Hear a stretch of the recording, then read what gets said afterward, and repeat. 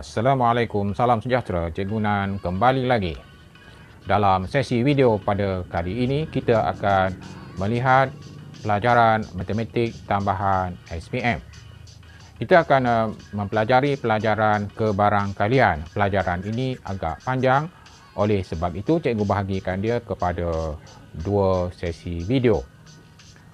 Dalam sesi video kali yang pertama ini ataupun bahagian yang pertama ini, cikgu akan membincangkan berkenaan dengan konsep kebarangkalian dan kebarangkalian bagi peristiwa yang eksklusif.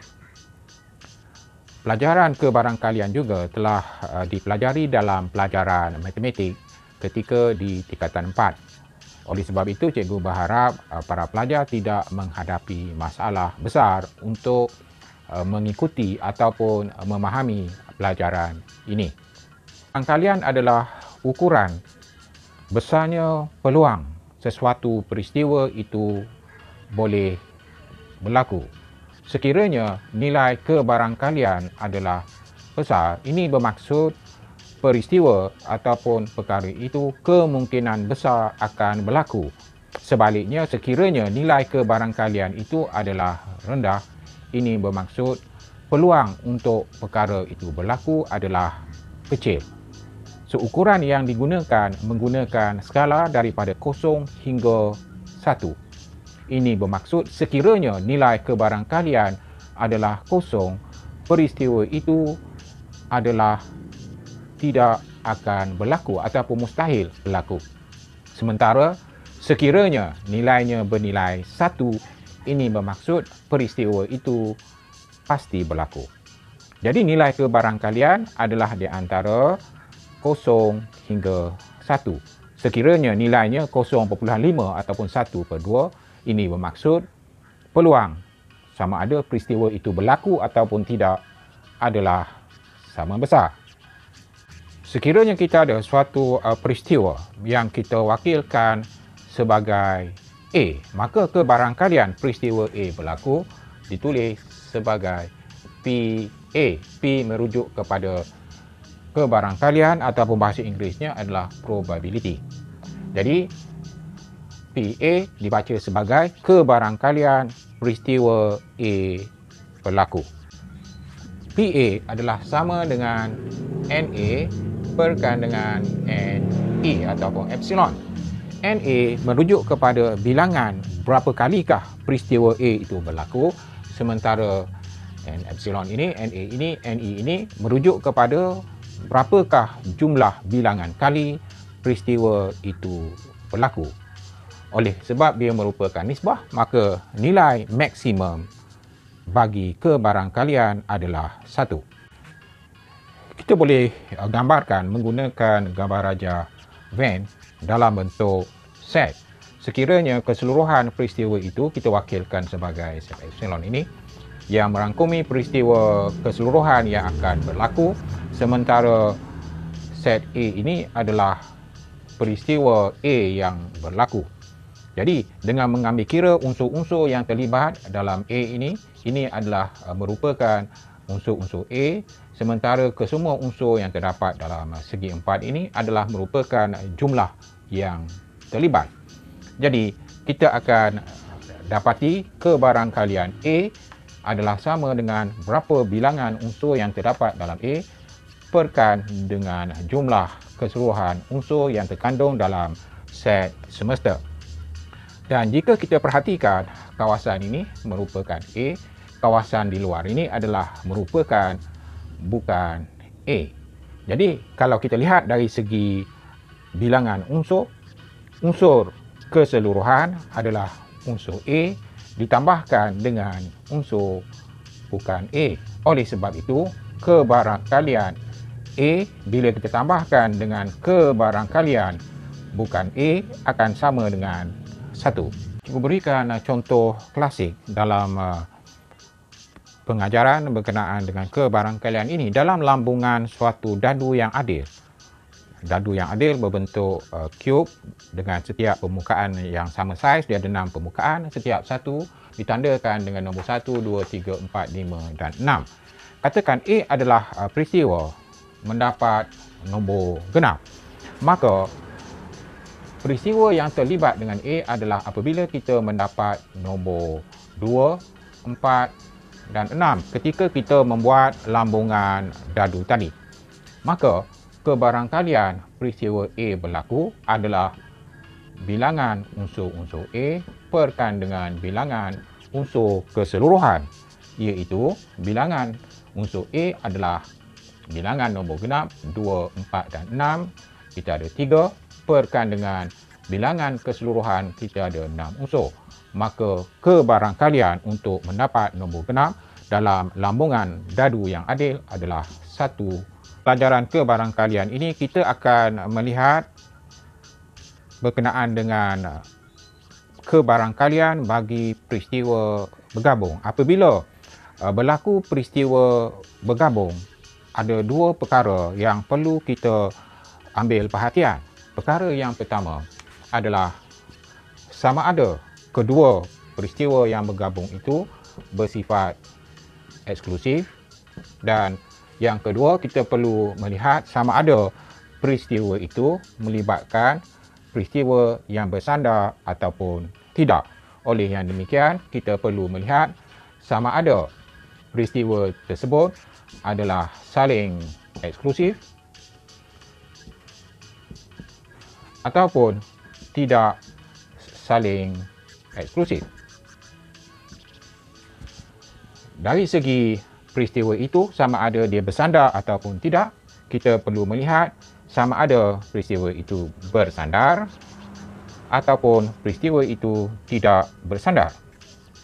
Jadi perkara ini kita perlu berikan perhatian apabila kita menyelesaikan soalan yang berkaitan dengan kebarangkalian ini. Dalam video ini, cikgu hanya akan menekankan berkenaan dengan sifat eksklusif ini, kebarangkalian bagi peristiwa yang saling eksklusif dan peristiwa yang tidak saling eksklusif. Secara takrifan, eksklusif bermaksud terasing. Oleh sebab itu, kalau kita tengok kelab-kelab yang eksklusif, hanya orang-orang tertentu sahaja yang boleh masuk ke dalam kelab yang berkenaan. Jadi samalah juga dalam kes ini. Apabila kita katakan peristiwa itu saling eksklusif, ini bermaksud kedua peristiwa yang terlibat itu tidak mempunyai kaitan di antara satu sama lain. Cikgu boleh gambarkan ini menggunakan gambar rajah Venn. Bila kita gambarkan menggunakan gambar rajah Venn, peristiwa yang terlibat kita gambarkan sebagai set A dan set B. Jadi, set A dan set B ini unsur-unsurnya tidak ada unsur yang sepunya. So, ini menunjukkan bahawa peristiwa A dan peristiwa B adalah terasing ataupun peristiwa yang saling eksklusif. Menggunakan contoh yang sama dalam lambungan dadu tadi, kita ada permukaan 1, 2, 3, 4, 5 dan 6. So, ini adalah merupakan unsur bagi set semesta. Katakan peristiwa A adalah peristiwa mendapat nombor ganjil 1, 3 dan 5. Sementara peristiwa B adalah peristiwa kita mendapat nombor genap 2, 4 dan 6.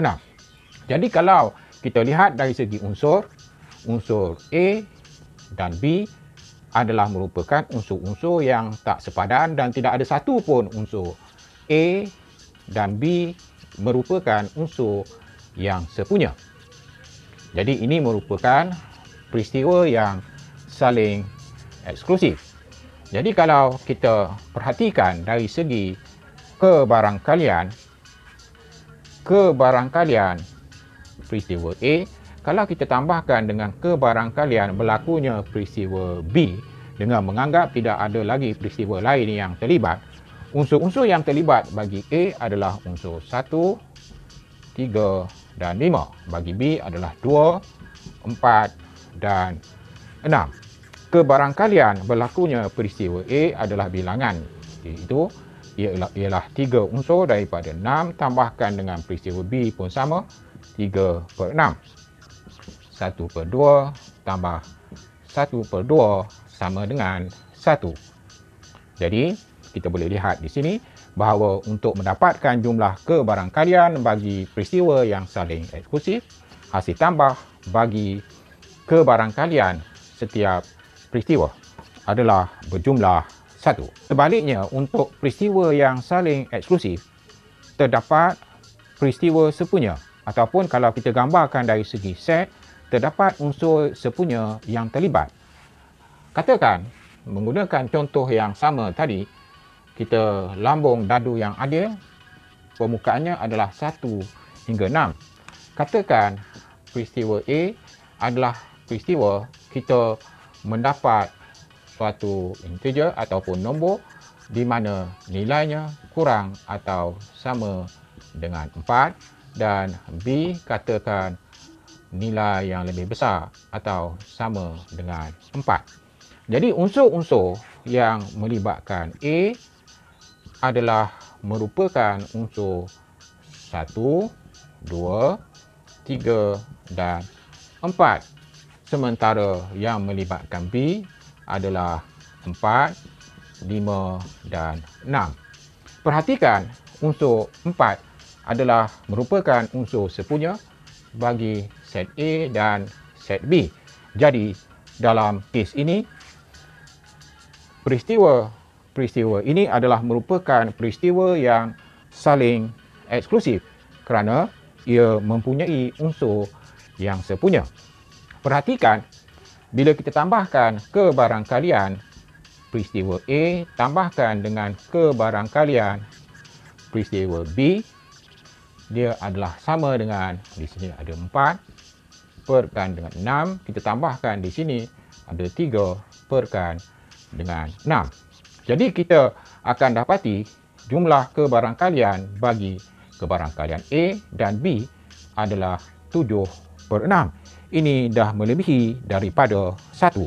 Sebab itu untuk peristiwa yang saling tidak eksklusif, untuk mendapatkan jumlah yang betul, kita perlu tolakkan dengan kebarangkalian A tindanan B, iaitu unsur sepunya. Terdapat satu unsur sepunya di sini, 4 atau 1 perkan dengan 6. Jadi, kita akan dapati bila kita selesaikan, kita dapati nilainya adalah 1. So, ini melibatkan hubungan bagi peristiwa yang saling eksklusif. Jadi, cikgu harapkan para pelajar dapat memahami asas apa yang dimaksudkan dengan kebarangkalian dan apa yang dimaksudkan dengan peristiwa saling eksklusif dan tidak saling eksklusif. Cukup dulu untuk kali ini. Cikgu harapkan para pelajar dapat faham apa yang dimaksudkan dengan kebarangkalian dan juga kebarangkalian yang melibatkan peristiwa yang saling eksklusif. Semoga video ini bermanfaat. Jangan lupa like, share dan subscribe channel Cikgu Nan. Kembali lagi untuk mendapatkan notifikasi bagi video-video yang baru cikgu uploadkan. Jangan takut, jalan terus. Wassalamualaikum, salam sejahtera.